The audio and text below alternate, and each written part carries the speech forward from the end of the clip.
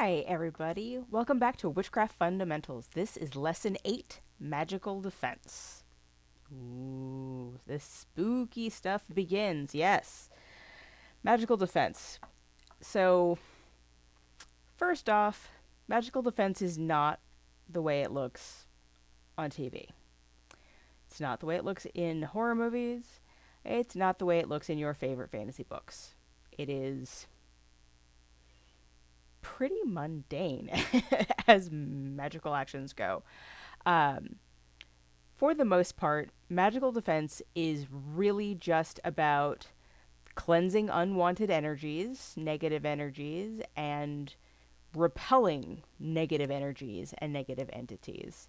We'll talk a lot more about negative entities next month just because they're kind of their own special circumstance. For most people, most of the time, magical defense is just about dealing with the everyday negative energies that we have to deal with. Everybody deals with it. Anytime you're walking in a room and where someone's just had an argument and you have that feeling of kind of that panicky, staticky, all of the hair on your arms stands up, that's because negative energy is just residue all over the place when that kind of thing happens. When you go to locations that are, the scene of a big, negative event, if you go to like a battlefield or you go to a concentration camp, places like that, there's all kinds of negative energy, even many, many, many years later. And as a practitioner, you're going to be more sensitive to those negative energies, so you need to protect yourself. So in this lesson, we're going to talk about cleansing, we're going to talk about shielding, we're going to talk about banishing. Those are the three essentials of magical defense. The first one is cleansing. And, we talked a little bit about cleansing of the self back in the magical hygiene, lesson 2, I believe. But this is more about cleansing either physical location or other people, because it's a really different ballgame when you're cleansing yourself and you can just concentrate on your own energies and move them versus moving someone else's energy or a place's energy, which is really what you're doing.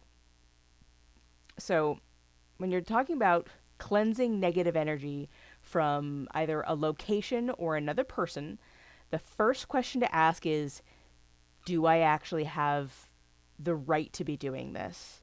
A lot of extremely well-meaning white light practitioners will walk into space and, oh, this place, the negativity, I shall cleanse everything immediately. And they begin moving a bunch of energies.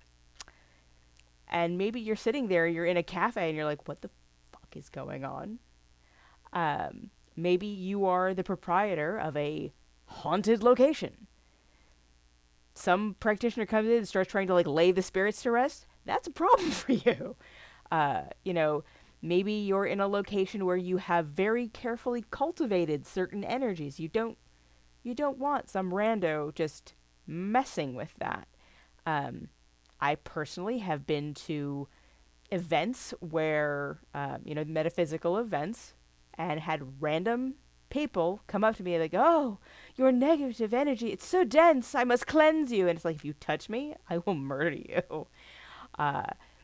There's a lot of different energy in the world, and something that would be very, very harmful if it was in your kind of energetic body, in your auric field, is not necessarily the same for somebody else. I mean, obviously, if something is dangerous, you can talk to the person. You can try to communicate with the spirits in a location. Do whatever you need to do to protect yourself from negative energy as you move through spaces.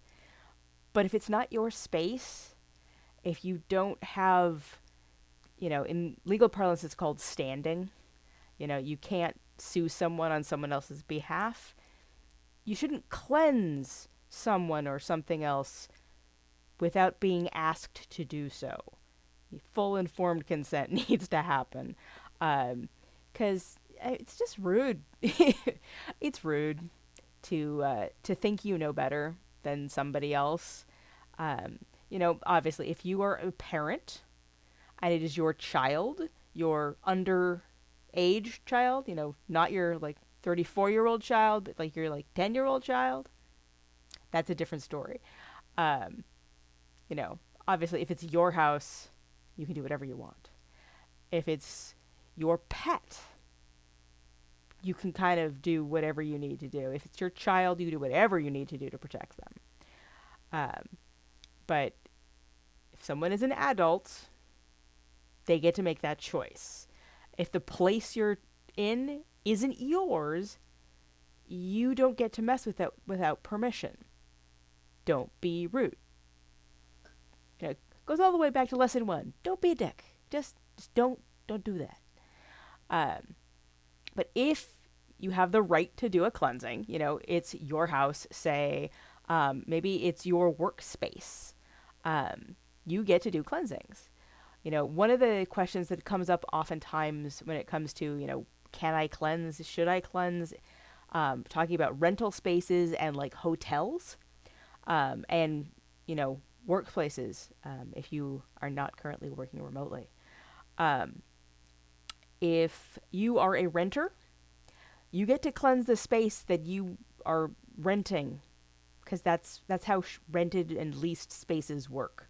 You get kind of temporary ownership.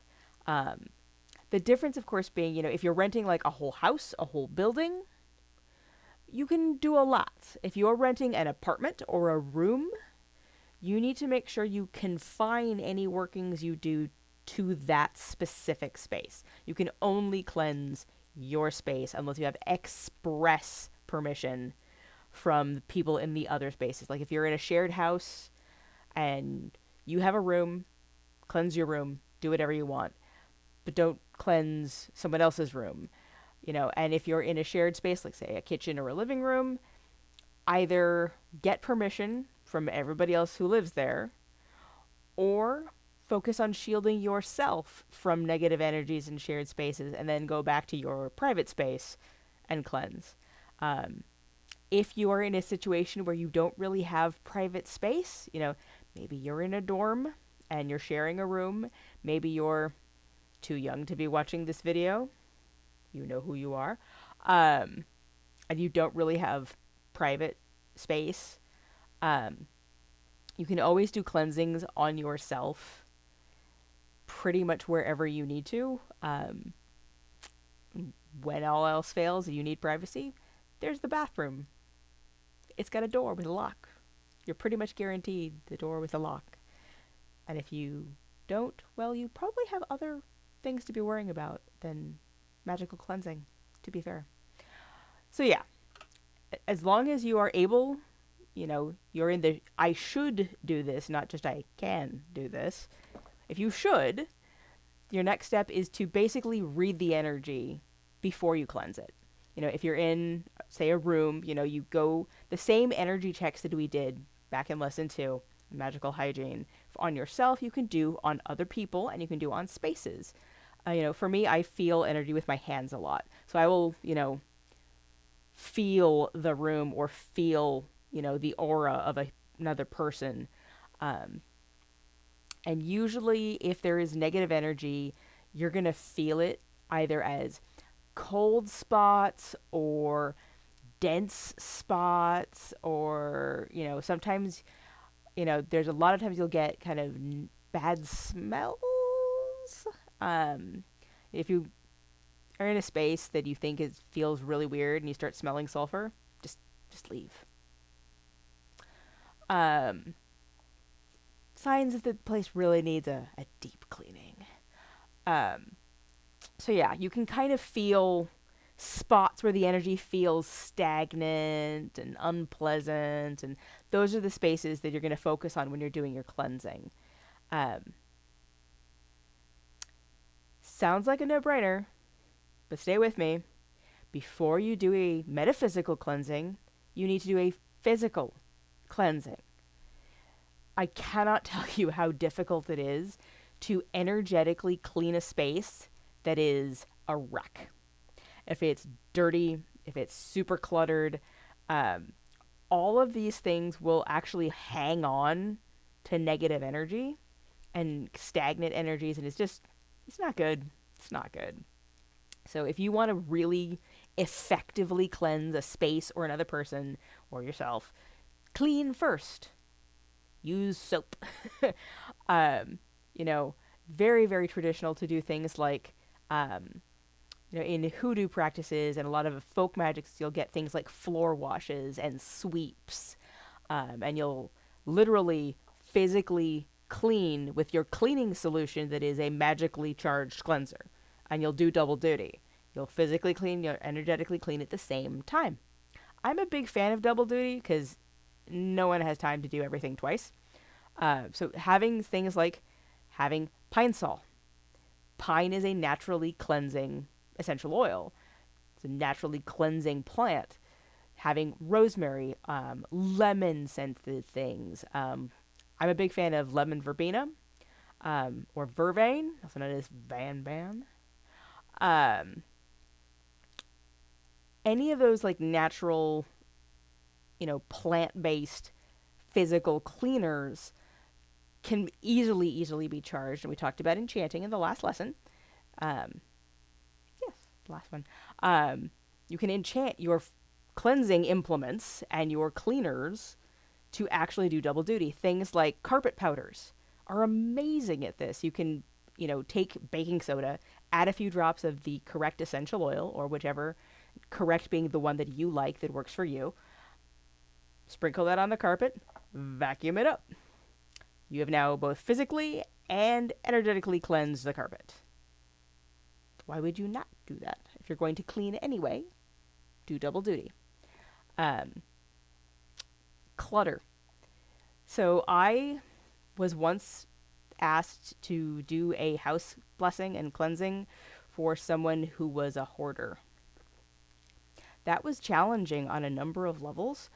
But the most important being that I knew that, sure, I could clean out the energies that were there, but it was going to come right back because everything in there was just like a magnet for stagnation and unpleasantness. It doesn't really work. Like, you can try, but it's very much a Sisyphean battle. I just get rid of the stuff. Like, I know there's all kinds of reasons why people hang on to things that they don't need, to the point of it being pathological. I am not a counselor. I'm not a psychiatrist. I'm not a therapist. I don't actually know how that works, so I'm going to leave that to the professionals. But if you are someone who has trouble with hanging on to too much stuff, and you feel you need to do an energetic cleansing, you also need to take some first little baby steps into figuring out how to deal with the physical stuff too. Because you can't just do the energetic cleansing without doing any physical cleanup. It will just all come back. So, of course, that begs the question, how do you do energetic cleansing? As I've said, very, very common in a lot of folk practices to have physical cleaning solutions be charged to be energetic cleaning solutions. I'm a big fan. All of my hand soap in my house, all of my shampoos, all of my various body products all have the essential oils of plant essences that have the intention corresponding to what I want from my cleansings. A lot of vervain, because that's van in hoodoo, which is an incredibly potent kind of cleansing and blessing solution. Very easy things like citrus fruits, lavender, rosemary, pine. These are things, cedar. Cedar is amazing. And I live in the Pacific Northwest. I've got 4 of them on my property. I just bring them in, use them. Do your double duties with that kind of stuff.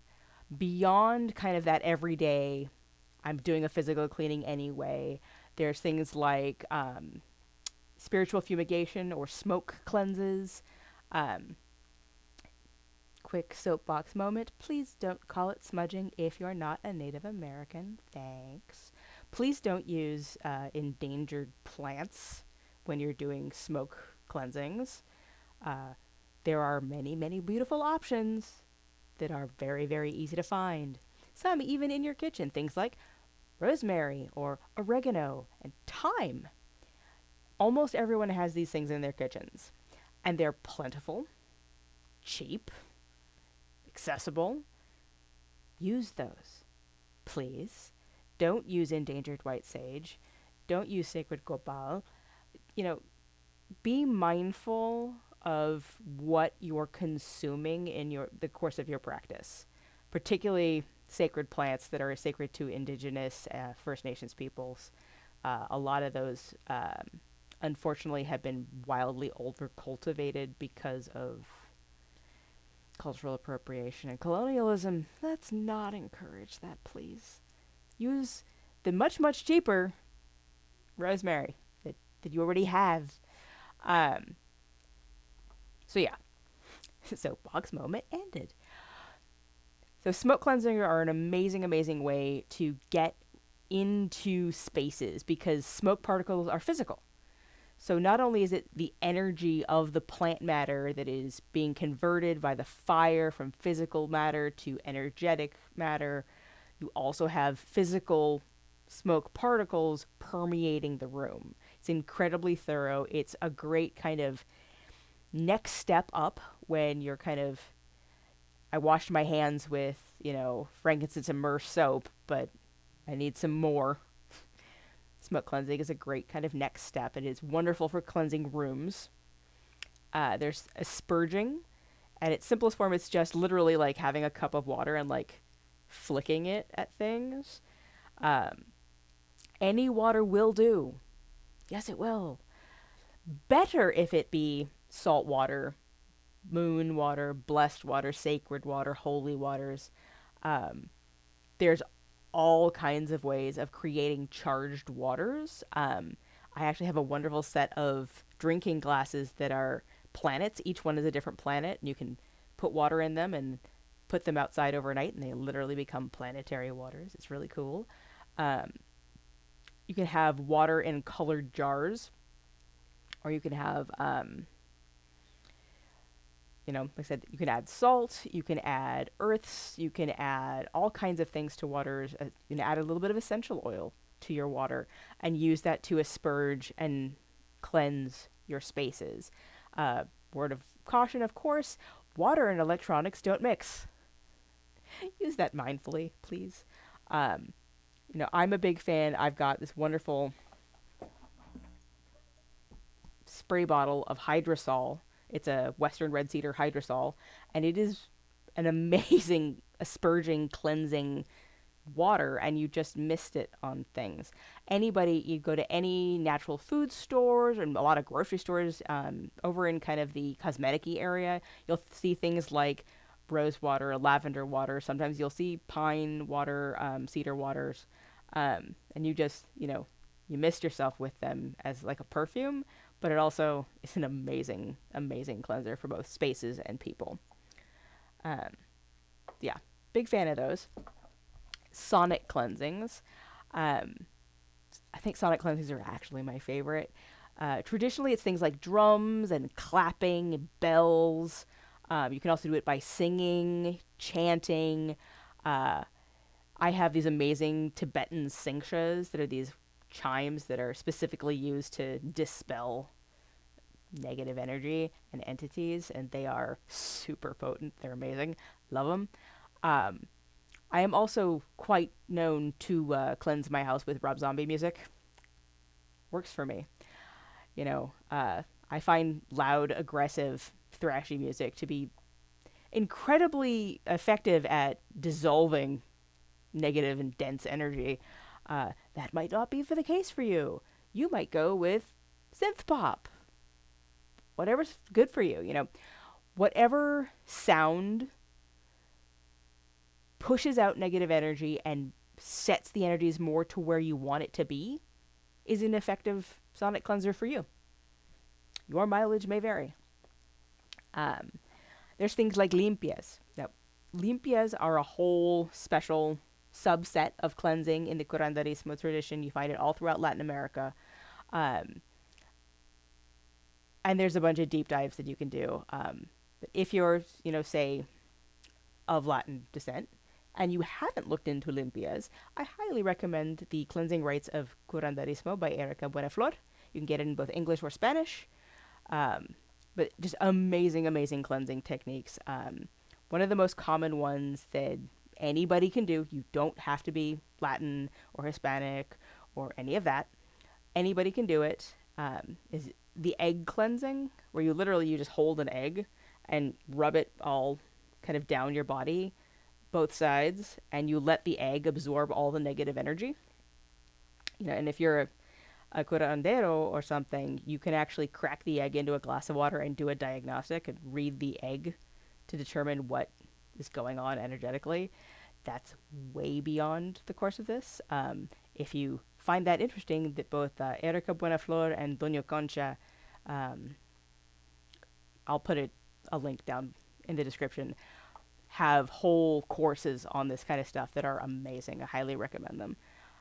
There's spiritual baths, and you'll see that in a lot of traditions, where you literally take a bath or a shower and you let the water run over you and do the cleansing work.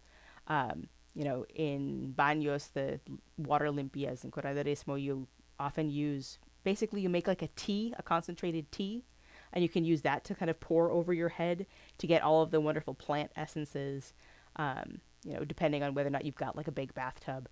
My house is on septic. I don't put herbs in my bath water because pipes. Ooh. Don't buy a house on septic.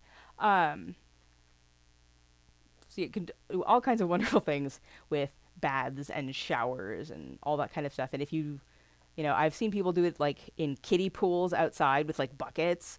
It doesn't have to be some, big fancy Instagrammable moment. It just has to be water running over your body somehow. Don't make too much of a mess if you don't have to. Sweeps or barridas, you can do things where you literally get like a bundle of herbs or a fan and you literally sweep energy off the body. There's so many ways of doing that, and I'll have some more kind of recommended resources down in the description of this. Like I said, no matter who you are or what your practice looks like, there's going to be some cleansing method that will click with you, and that's the one you should do. It's not that any one method is better, stronger, more effective than others. It's just what's going to be the most effective for you. I am not a baño person. I don't do a lot of sacred baths. I'm more of a fire and earth kind of person. I do a lot of burning things. I do a lot of like laying on the ground and like earthing energies. Rock music.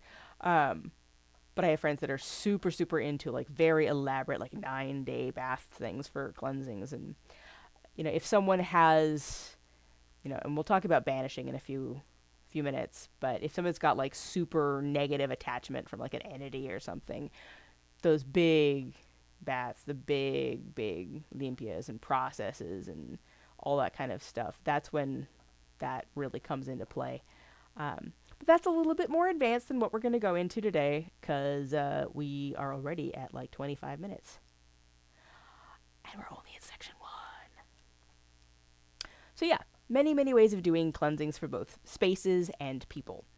The most important thing to remember when you're doing a cleansing is anything you remove, you need to then replace. You can't just cleanse and walk away. You've got to do some kind of blessing. For a lot of practitioners, that means basically sealing the cleansing, usually with a blessing oil. Something very, very simple. I'm a big fan of using dragon's blood oil. I've got this wonderful like honeysuckle essential oil that's a fantastic way to seal a cleansing. You just, anoint like the forehead or the palms of the hands, the back of the neck, that kind of thing. And you just let positive blessings either go into the person or the space. The same way you have your cleansing hydrosol, you can also have a blessing one. It's really just, you're taking away negative energies, so you want to put negative energies back. If you're cleansing a house or a room, super common way of doing that is like you burn a black candle to banish negative energies, and then you burn a white candle to draw in positive energies. And you can tune that all kinds of different ways. If you specifically want to make sure that, like, if it's a business, you're going to burn like a gold candle to help bring in prosperity and more business and all that kind of stuff. You can do all kinds of wonderful things with it. Just remember the balance. What you take out, you must replace. So that's cleansing for you in a very, very surface level kind of way. The next thing is shields and wards. People like to use these words in a lot of different ways. A shield and a ward are basically the exact same things, except shields are usually on a person, and a ward is usually permanently affixed or semi-permanently affixed to a physical location. This room is warded. I am shielded. That's how I use those terms. Other people might use it a little bit differently. They're not wrong.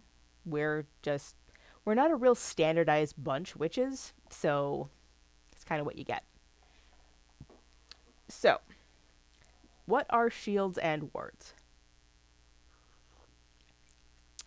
I am sincerely hoping that everyone watching this video has at least watched some form of Star Trek. Because Starship Enterprise, shields up. It's a big bubble of energy that prevents things from outside penetrating what's inside. At its most fundamental level, your aura is your natural shield. It's the barrier between what is you and what is not you. Shielding is just a way of strengthening those natural barriers to make sure the things that are not you do not come and affect you. They are not a magic bullet. If you are walking through a bad neighborhood at night, a shield might make you slightly less likely to be targeted for a mugging. But if somebody's determined, it's going to happen. A shield is a metaphysical construct to make it more difficult for negative energies to affect your aura. That's all they are. Amazing with stopping energy, amazing with stopping entities that are metaphysical. Bupkis when it comes to physical stuff. So just keep that in mind. Don't be stupid. So the basic bubble shield. All of the books that you're going to read about, psychic defense and all of that, protection magics, it's always going to start with the bubble shield because it's super easy to visualize in your head. We've all seen soap bubbles. And anyone who's ever watched any type of children's show has at some point seen an image of a person inside a soap bubble or similar kind of thing. It's a trope. But that's basically what you do. You create a little ball of energy and then you expand it until it's enveloping your entire body. And it's creating a glowing bubble of energy to make sure that negative energy from outside can't touch you inside. That's what shields are for. Bubble shields are, well, they're basic. They're super, super basic. If you are in some situation, like if your boss is shouting at you, or I'm so sorry if you're in customer service, I've been there. The customer is like in your face and they're just like effervescing negative bullshit all over you. Shields. It will make it much, much easier for you to deal with things and not be as emotionally affected. It's not a magic bullet. Not going to fix everything, but it helps. Trust me. I was once a bank teller for a little over a year. I got yelled at a lot. Shielding was very important. I'm so glad I'm not customer service anymore. So one of the major drawbacks to a bubble shield or any of those kind of real basic level kind of envision it, hold it kind of shields is if you're actually dealing with like rampant negative energy, like somebody's yelling at you or something bad is happening by you, you're in a space where there's a lot of negative energy for whatever reason, maybe you're in detention. That can be very, very draining. And you can exhaust yourself trying to shield if there's too much negative energy. I've had a couple of toxic workplaces where you just shield and you shield, you get home at the end of the day and you are just kaput. You just got to go to bed. There's nothing else. You spent all your energy trying not to just be energetically assaulted all day. Super unpleasant. There is a solution to this, thankfully, and that's anchoring your shields. Normally if you're just, I'm going to visualize the bubble, okay, I've got a bubble kind of thing. It's your kind of life force energy that is fueling and maintaining that shield, draining your energetic reserves. So what you need to do is have some type of battery, essentially, and you tie the shield to this kind of energetic battery so that it will pull off the battery instead of off of your personal reserves. You'll have a much better time of things. Very, very common for practitioners to have jewelry with semi-precious stones, things like jet and hematite. Snowflake obsidian is super good. Depending on the practitioner, maybe bloodstone or carnelian. Very much depends on who you are. Quartz crystals are always great. Rutilated smoky quartz, super good at this. But you can actually charge a crystal or a stone with protective energies. And then when you go out, if you have, maybe it's a pendant or earrings, or maybe it's just a stone you have in your pocket or something in your wallet, you can just anchor your shields to that charged object, go about your day, and then when you get home, you take that battery essentially and you put it on a charging plate or an altar space or someplace for it to cleanse and recharge, so that the next day you're ready to just pick it up again, put it back on, out you go. Much, much easier, much, much more effective than draining yourself dry, particularly if you're in a space where there's a lot of negative stuff happening around you. It happens. The other drawback of a bubble shield is, as I said, shields are not effective at physical intrusion. If you're on a bus and you've got people touching everywhere, if you're in subways, if you're in a line, people get into your space. There's only so much you can do about it. So then there are skin level shields, and that's what I actually use most of the time. Is I will pull, I'll cast, you make the bubble shield, but then you pull it in until it like vacuum forms to your body, and you pull it just to the level of your skin so that it's just exactly flush, instead of over top. And that allows you to have, I have physical sovereignty over my own skin. If my skin is pierced, I have bigger problems to worry about. But that's the way that you can have your energetic shields as strong as you need them to be, no matter what your physical space looks like. And it's really just a matter of like, how can you perceive things? I know, I have some friends that do like SCA stuff, and they think of it as literally like putting on like chainmail and like sucking it up to their skin level. People think of it like a wetsuit, vacuum forming, whatever kind of conceptualizing thing that works for you. There's no wrong answer. If it works for you, it's the right answer for you. The other thing you can do with shields that I personally find super, super helpful is to actually have filters rather than straight up shields. A shield, by its very nature, is a physical kind of, it's a strong barrier. Nothing is supposed to pass a shield. There is a problem, particularly with newer practitioners. We get kind of freaked out. You get freaked out and then you overshield. For most people, most of the time, this is not a big problem. So you a little energy blind, whatever. Most people are energy blind anyway. As you become a more practiced which as you get your magical muscles going, as you become more fluent in this type of thing, becoming overshielded can be a problem. One of the greatest strengths of being a magical practitioner is being aware of the energy around you. You can know what's strong, know what energies are weak, know if something is coming, knowing if something has just happened. All of that extra information, if you're super duper shielded, you're not going to get any of it. And I have had times in my life where I was so paranoid and so like in an energetic like fallout shelter where there were things happening immediately outside my shields that were really bad that I really needed to have been taken care of, and I didn't even know it was happening.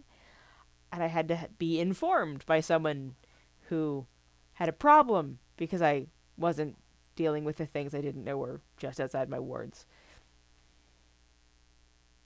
Please avoid my mistakes. Filters are things where you can actually, I think of it like an onion. You know, you have an outer layer, the next layer in, the next layer in, and it goes all the way in. You can have filters. So on the outside, you've got a shield that's job is, instead of to block energy, it's to let you know if negative energy is coming your way. The next one in might be to ground any negative energy. The next one in after that might be if there's a strong negative energy that's like targeting you in some way, to let you know that it's like a direct targeting. Then something inside that to just stop any, foreign energies from getting in there without your express permission. And you can kind of go in as deeply as you want. Most of the time you don't need more than like 2 or 3 layers.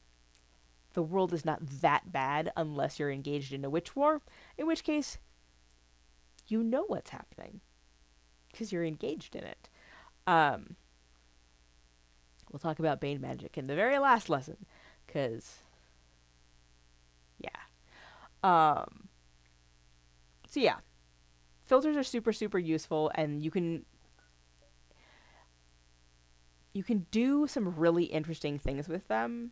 And when you become a little bit more fluent, when you become a little bit more advanced, you can actually create a conversion shield, where you can create a layer of shielding where anything negative coming at you gets stuck and gets transformed into energy that you can then use for whatever you want. That's a lot of fun. One of the most common shields, if you're not super comfortable with energy conversion and filtering and that kind of thing, you can just have a grounding shield. When all else fails, just make a grounding shield. And I think of it as kind of a bubbles type shield with a lightning rod straight into the core of the earth. And any negative energy just gets grounded, absorbed by the earth, neutralized, so that nobody gets hurt. No harm, no foul. You're fine. Everyone else is fine. Everything's fine.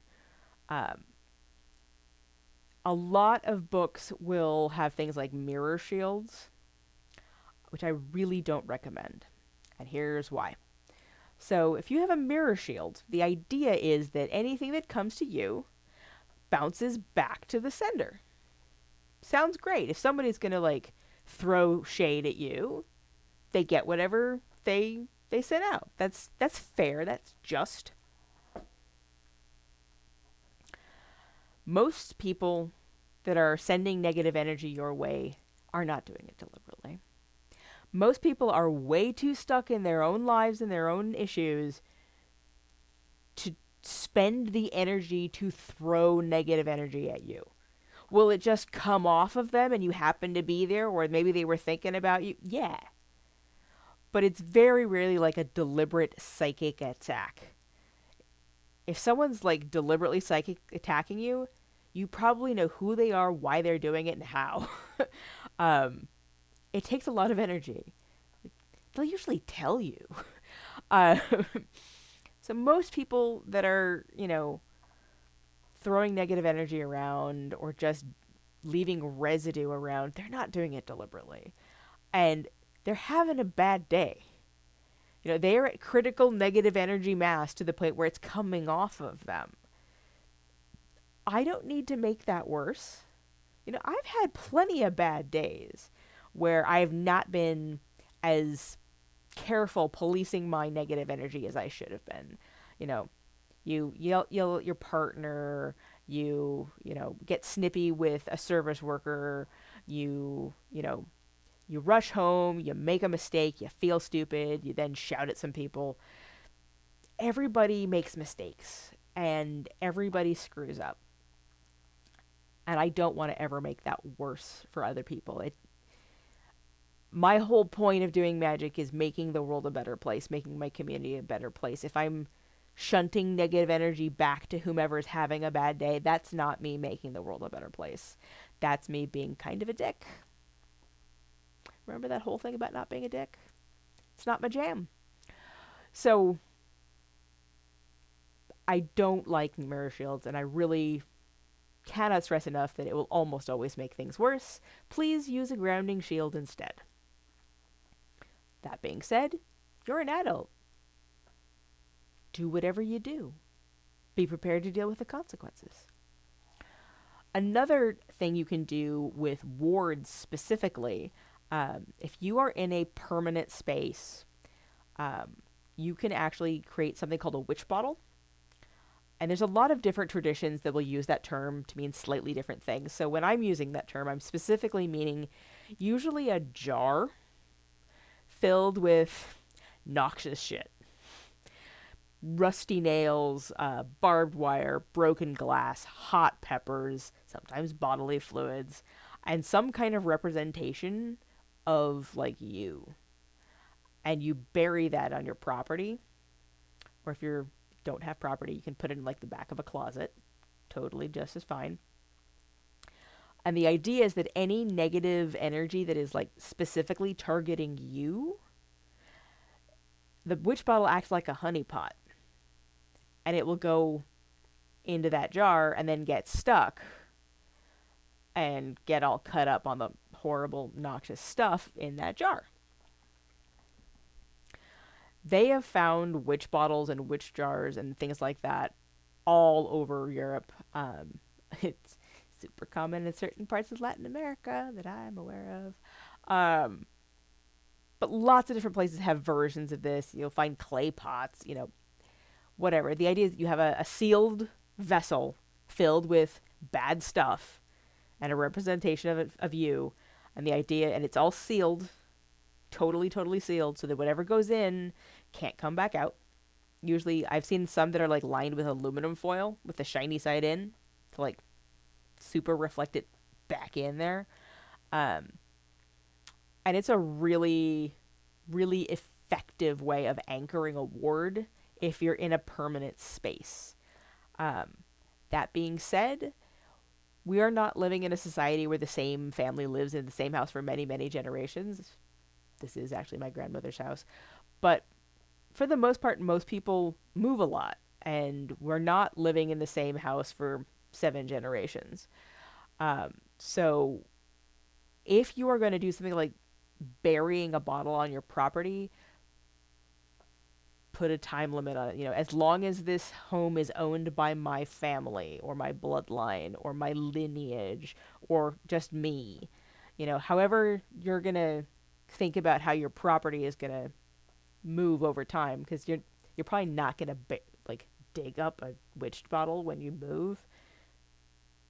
You can. Yeah, you totally can. I wouldn't, but you do you. I would rather just put a limiter on the jar when it gets buried, so that it's when you leave and all of your connections to the space leave, so should the magic dissipate and ground, lest you get thought forms. So yeah, that's shields and wards in a nutshell. Yes, there is a lot more to shielding and warding. There are many, many books on it.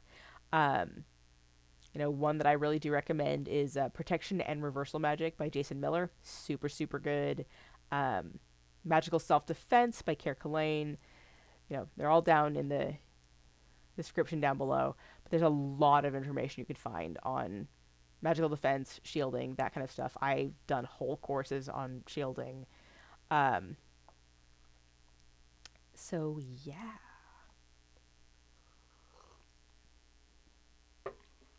Now that you know the basics of kind of shielding and cleansing, you can think about.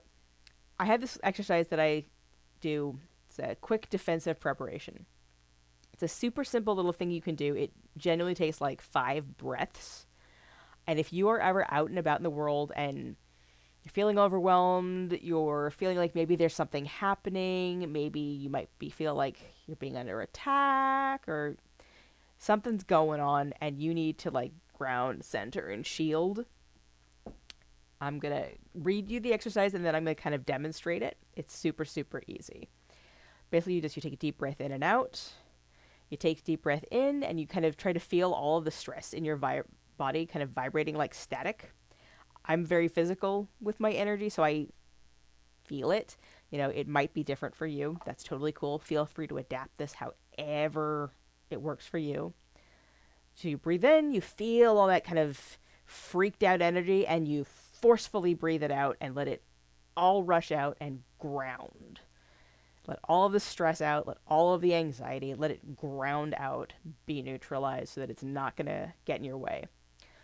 You breathe in and you visualize that calm sphere, like perfect, kind of silver energy, or, if you want to envision it as like a bubble of water or a bubble of fire or whatever calm, collected, stable looks like for you, whatever it feels like for you, that's what you should be envisioning. Let it become, let that energy fill you and then become a shield. And then you breathe in and let your mind kind of still and breathe out. And that's it. Basically, it's just ground, center, shield as quickly as you can in a couple of breaths so that you can get on with dealing with whatever's happening around you. So it kind of just like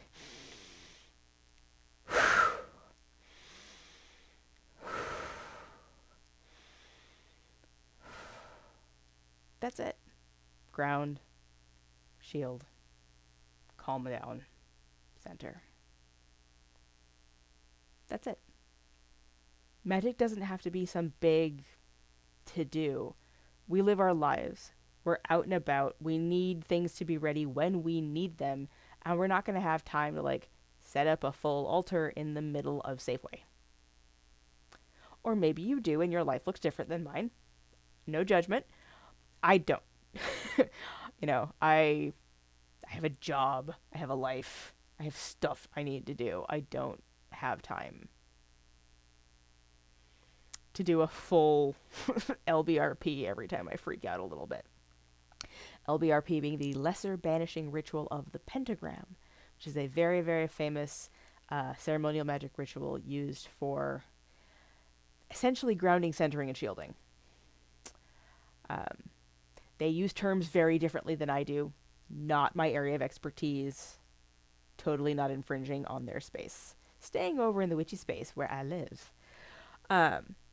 So yeah, that's the quick defensive preparations. What I really, really recommend especially if you're super new to grounding and centering and shielding, do that often. Like, do it a couple of times a day for a couple of weeks. Let yourself build up the muscle memory, and then if you experience something and you need this, it's muscle memory, and you can do it in 3 breaths. You won't have to think about it. The whole point of this exercise, you shouldn't have to think about it. You should just breathe and be taken care of. So, that's the super simple stuff. So, we're going to close out with banishing. Banishing is the fun bit. Fun. So, cleansing is... it's your everyday kind of maintenance cleaning and your kind of periodic deeper cleanings. Banishing is like spot treatment. If you've got your carpet, you vacuum once a week, maybe you shampoo it every years. I'm not the world's greatest housekeeper. Um, but, and there's that time where you spill a glass of red wine and you need to do a deep cleaning. Otherwise, you're going to have a giant ass red wine stain on your carpet. Nobody likes that. Banishing in terms of energy is getting rid of negative and stagnant energies that don't want to leave. Now, that usually comes in two forms.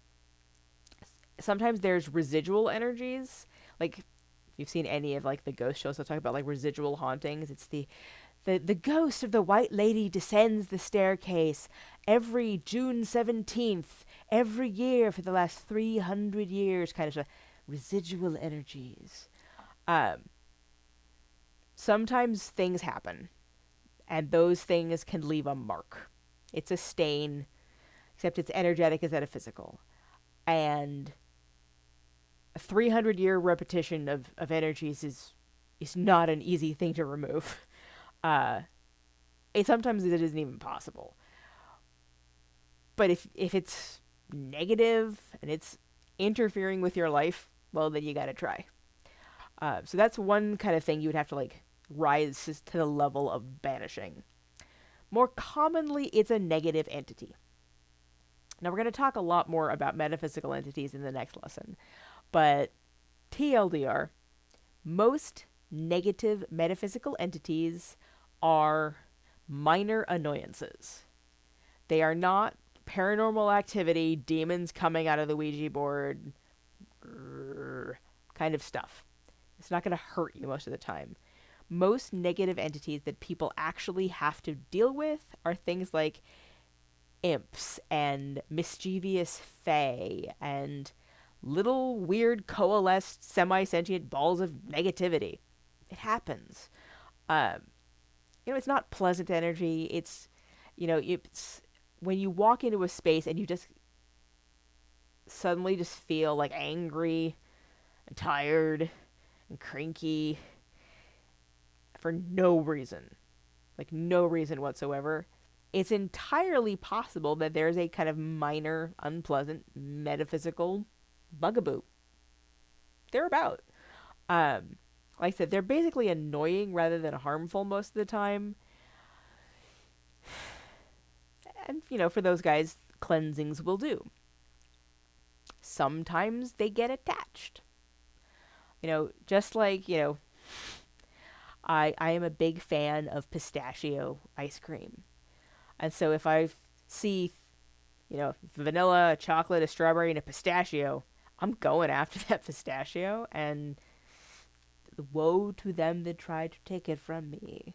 I like my ice cream. Even more if it's like pistachio ice cream and a brownie. Forget about it. But certain negative entities have a preferred flavor of energy. And lucky you might be that flavor. In which case it might glom and not want to go. And you're going to take your bath, and you're going to do your sonic cleansing, and you're going to do your smoke cleansing, and it's going to hang on, and you got to banish it. Polite suggestions are not working out. Anytime you think you've got a negative entity hanging about, step one obviously is, I am a sovereign being. Get the fuck out. This is my house. Get out. Most entities will listen because it's not really worth the energy to stick around and fight. That's unfortunately not always the case. Sometimes you are their favorite flavor of ice cream and they're going to hang on. So that's when you need to step it up to banishing. The techniques for banishing are largely the same as for cleansing. The difference is the intensity. If you're going to do a regular cleansing where you're going to add a little bit of like cedar essential oil to some baking soda, you're going to sprinkle on your carpet, you're going to do a kind of an energy kind of working and to let that really soak in and absorb any negative energy, and you're going to vacuum it up and immediately like clean out the vacuum and put it outside. Energy cleansing. Great. The banishing level of that is going to be You're going to put some cedar oil. You're going to, in your baking soda, you're going to sprinkle it. And then you're going to asperge. And then you're going to ring some bells. And then you're going to call on like a deity or an ancestor or somebody to like help you really deeply cleanse. And then you're going to vacuum it up. It's layering, layering, layering, layering, layering. That's the difference between a banishing and a cleansing. 99% of the time. You know, if I'm going to be doing a banishing on like a person, like someone's maybe they're walking that line and they might be oppressed, and we'll talk about that in a minute. But they've got a negative entity that's like hanging on. That's when I'm going to do like, personally, I'm going to do like a full limpia ritual, where I would, you know, sweep them with herbs all over their bodies, and then I'm going to do an egg cleansing, and then I'm going to do the whole thing again with a full bulb of garlic that I'm going to tie up in red thread, and then I'm going to asperge them with charged holy waters, and then I'm going to ring some bells on them, and then I'm going to do the sweep again, but with flowers to bless them.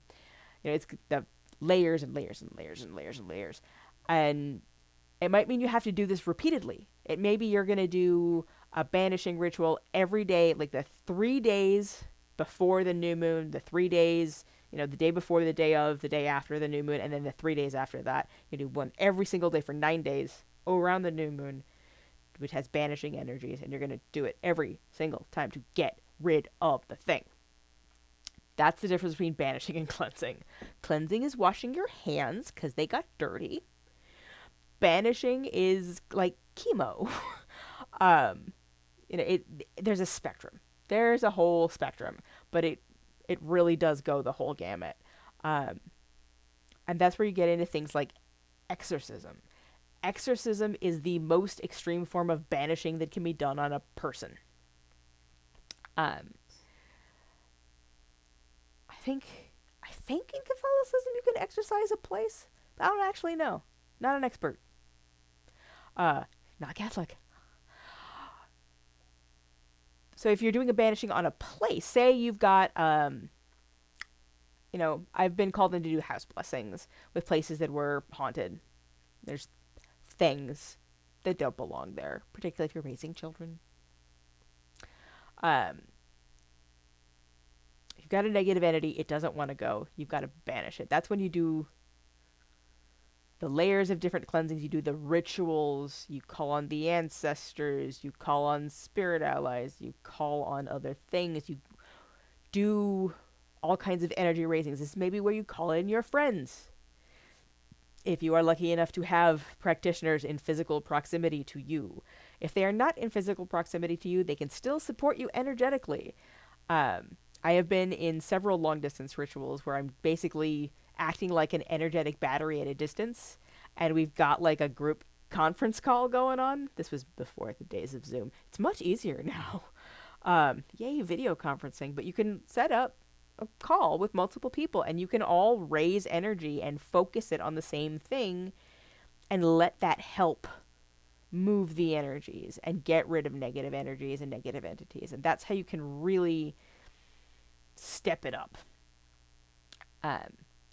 If, heavens forfend, it ever happen,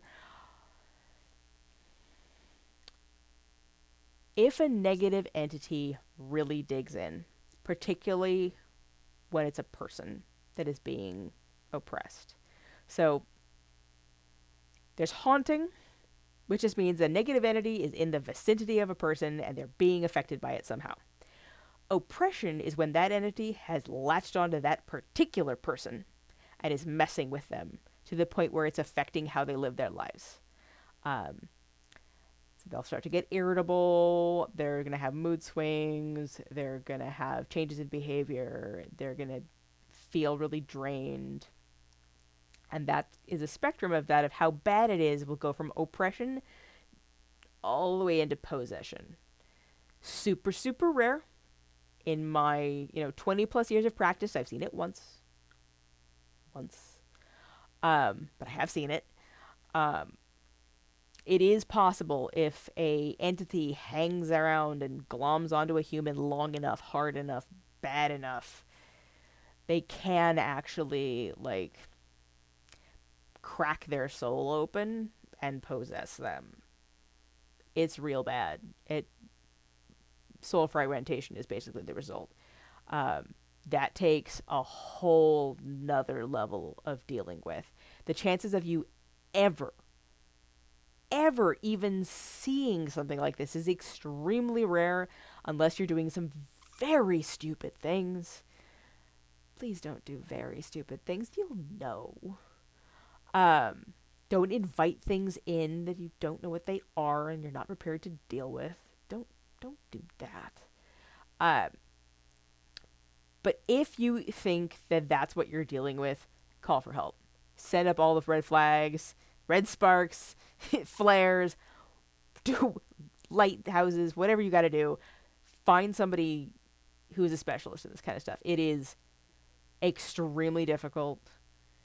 Don't try it on your own. I mean, obviously, if you're somewhere where there's nobody that can help you, you do what you can.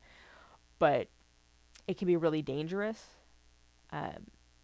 If you attempt to remove an entity and it's stronger than you are, it can hurt you. It can. It's super, super rare.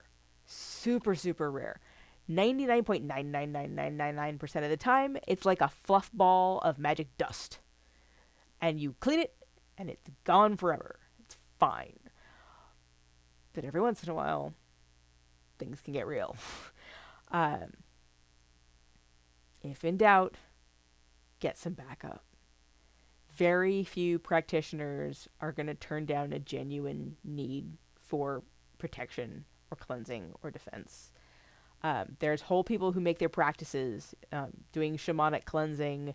If you've got a curandero, if you've got a granny witch, if you've got, one of those practitioners anywhere near you, if you're not sure, if there's a metaphysical shop in your area, they'll know. They know who's buying from them, and they know who people are talking about. They'll know, or at least be able to point you in the right direction. Be very careful of people that are just on the internet, because anybody can say anything. Please trust but verify. Be smart about this kind of stuff. If you think you're in danger, get help. One of the hardest parts of this is the behaviors and symptoms of, like, negative entity oppression and possession are very similar to mental illness and certain physical, like, cognitive problems. It can be really hard to know, is someone in need of a doctor, or are they in need of an exorcist? When in doubt, please seek medical attention first, and then do the metaphysical things as a support. Because if someone's got a brain tumor, your cleansing's not going to help. I had a gal actually contact me once for help with banishing, because she believed herself to be oppressed. And she had gotten an MRI and sent me her MRI results to be like, look, I checked. You don't have to go quite that far, unless you think you need an MRI. Then get one. I'm not a doctor. This is not medical advice. Use your judgment is really what it comes down to. Use your common sense. It is extremely unlikely for an average person to, like, have a run-in with a demon. That just does not happen that often. So chances are really good, if a cleansing doesn't help, that maybe they need some other kind of help. I'm just a witch. I can't diagnose somebody, and nor would I ever try. So use your judgment. Be smart about this kind of thing. Cleansings are never going to hurt, but if there is some kind of medical, psychological, physiological thing happening, not taking care of that will hurt. You're an adult. Use your judgment. Take responsibility for your actions. When in doubt, be safe. So that's banishing for you, and a little bit of scary, scary. Scary of lawsuits rather than the scary of demons. Because they're just not that scary most of the time. Not always. We'll talk a little bit more about that later on. So, yeah, that is magical defense at 1 hour and 5 minutes. Holy crap. So your homework, should you choose to accept it, do the quick defensive preparation several days in a row. See how it feels.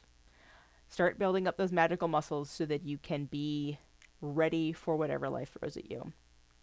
Try casting 3 different types of shields. Maybe a bubble shield, a skin level shield, maybe a filter, maybe a grounding shield.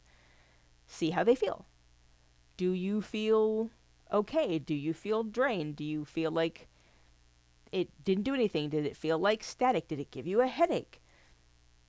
The goal is not to like do all the things and have them all be perfect. It's to figure out which one works best for you and then practice that one.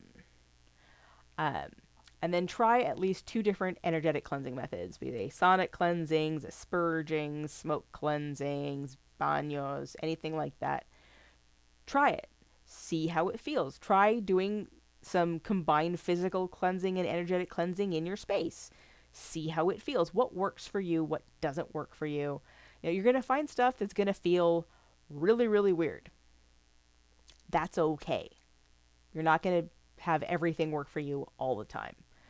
You know, keep trying different things until you find something that clicks. And if nothing clicks, well, maybe give it another go round with everything, see how it goes. Everybody is different. You know, maybe the magic that is waiting for you to find it is something that nobody's ever done before. That's okay. Get creative. You know, what feels like cleansing to you? I don't know. Only you can tell. Maybe you're going to do it by like painting murals. I don't know. Find the things that work for you. Look at the different resources online. See what other people are doing. Does it sound like something you'd want to try or not? You know, cleansings are good things. Practice them as much as you want. Things aren't going to get too clean. Just remember to bless afterwards. Replace anything that you take away so that you don't have big old vacuum of holes of things, because things like to fill holes. Make sure it's the thing you want. So, yeah. Our next lesson, we're going to dig into metaphysical entities, both dealing with the unwanted ones and working with the ones you do want. So I will see you soon. Have a fantastic day.